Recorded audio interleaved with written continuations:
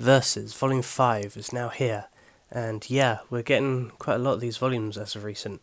It seems like these volumes of this manga series seems to be coming out at a rapid pace, which is good. We like that. We like on other manga on my channel.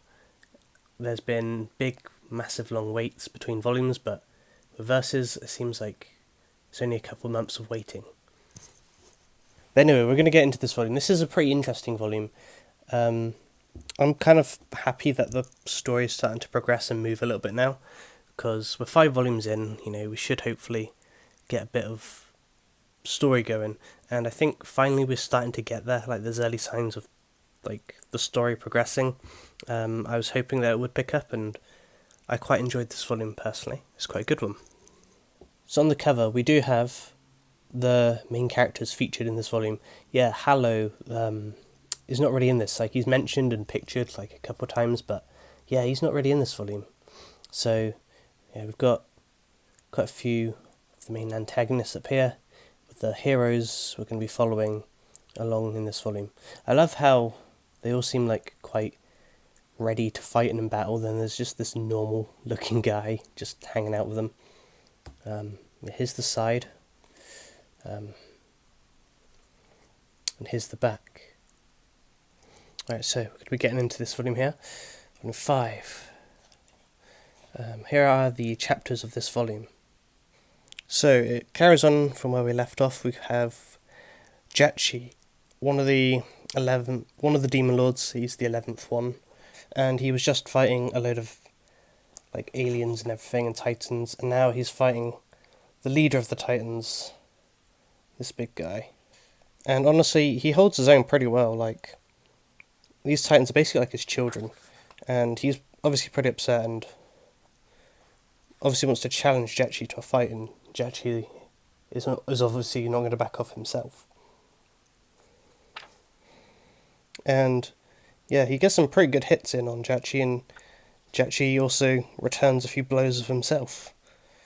Yeah, he obviously puts up a really good fight. This is a pretty intense battle. Like, it goes pretty crazy. And Jachi even releases into a full power form, ready to go all out against this big titan. But obviously a different demon lord interferes. He basically teleports this big guy away, and the fight basically can't continue. So we don't really get a victor of the fight. It's just interrupted, and Jachi punches in the air because the teleportation was so fast that obviously he couldn't stop his momentum in time. And I think the reason one wrote it this way is because it's probably plot armor to save Jachi, because honestly, as powerful and as amazing as Jachi is, I don't think he's going to be able to take on the leader of the Titans. Like, he does really well against them, but obviously I don't think this was a fight he was going to be coming out alive on. But yeah, obviously he teleports the big Titan King away, and Jachi just decides to move on, and he's going to go hunt for more heroes.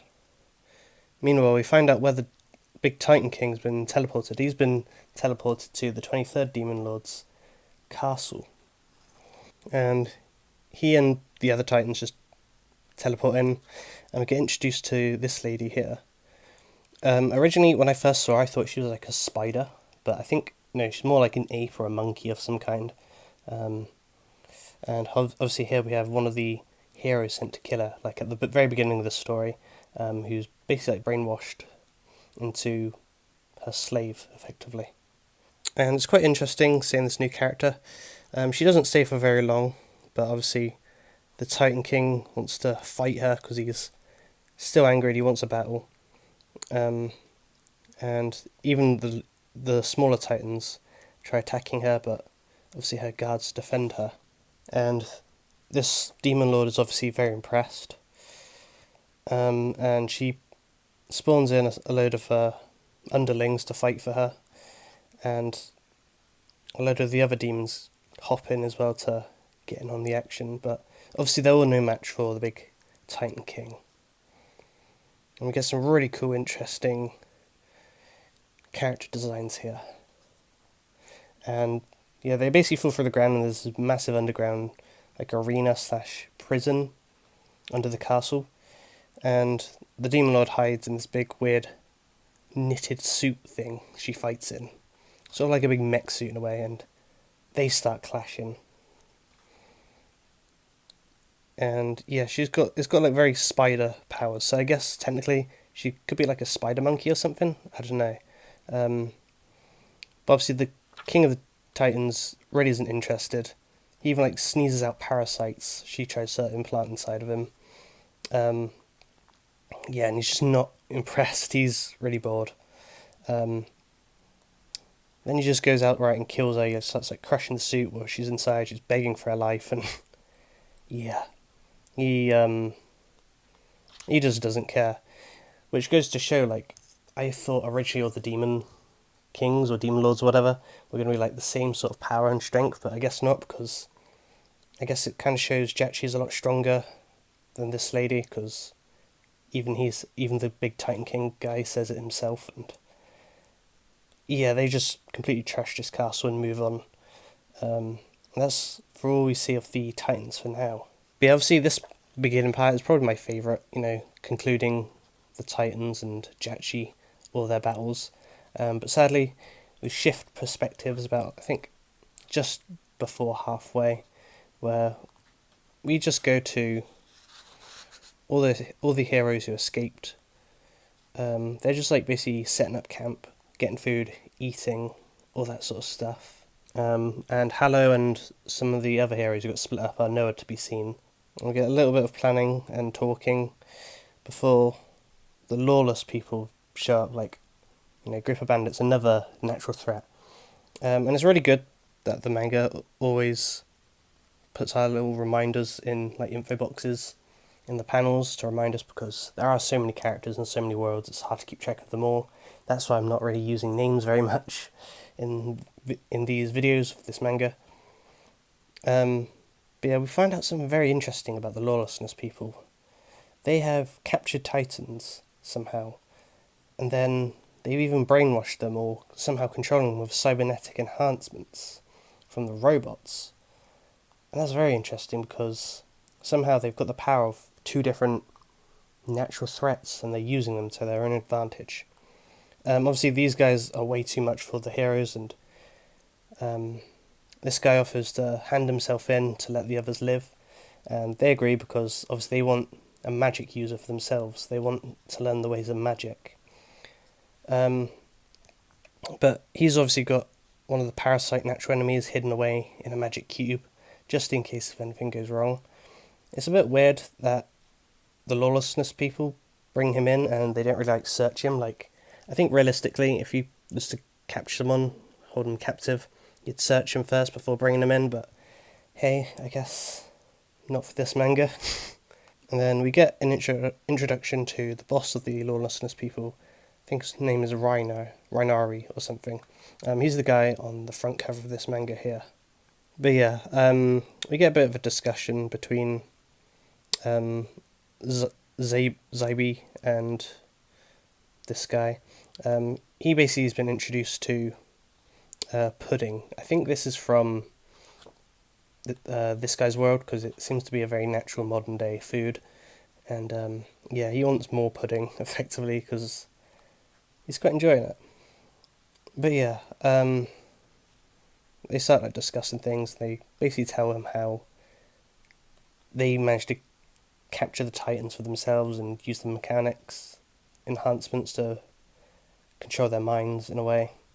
Then he even has his hands on a hero's sword from an old fallen hero who was sent to fight one of the demon lords.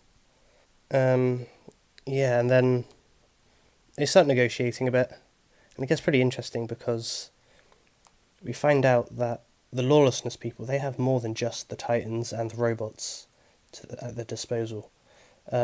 Meanwhile, the other heroes are trying to save the mage hero with a bear from the, I think, natural threat of like the foresty area of the forest world. And it just goes massive. And there's this huge war that breaks out, and it's intense and amazing. And then obviously, I think one of the parasites he's holding on to gets out and it consumes into the bear. Then it becomes like this mixed hybrid creature and it goes completely insane. And yeah, it's really freaky. And then, yeah, the rest of it is just them all escaping and breaking out, basically. And obviously, I think he's even got a bit of magic, like a fireball. And yeah, he's really impressed. But it's quite funny because before he was saying that how these other heroes aren't a threat, and now he's quite impressed with the little tricks they all came up with. But obviously he gets kind of battered around and injured. And we get this amazing artwork of this awful creature that looks terrifying. And yeah, this is the cliffhanger. It's going to consume all these people, and all these people start praying and begging God to save them.